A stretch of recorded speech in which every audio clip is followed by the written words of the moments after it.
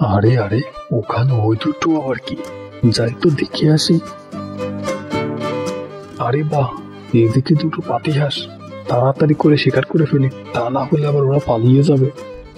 তখনই বাঘটি পাতিহাঁসদের শিকার করে ফেলে, আর একটা পাতিহাঁস ওখান থেকেই খেয়ে ফেলে, আর একটা হাঁস বাসায় নিয়ে যায়।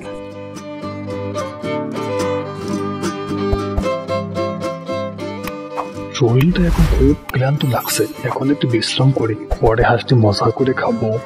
কিছুক্ষণ পর বাঘটি ঘুমিয়ে পড়ে, আর ওদিকে চালাক শিয়ালের দল এসে হাজির হয়ে যায়।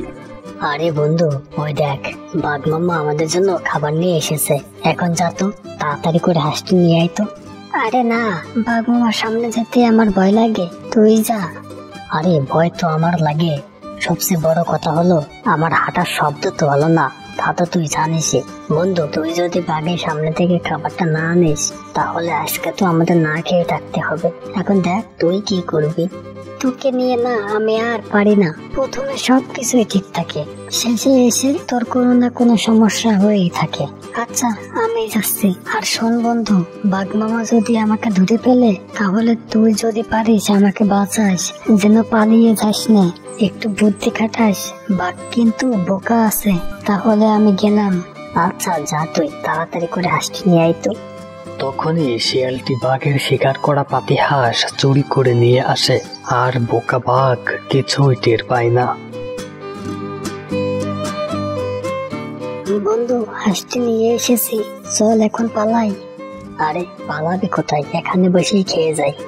আরে না বন্ধু, এত সাহস দেখানো ভালো না। চল আমরা ওই পাশের ঝোপটিতে গিয়ে হাঁসটি ভাগাভাগি করে খাই। বন্ধু, তুই যেহেতু বলছিস, তাহলে চল যাই।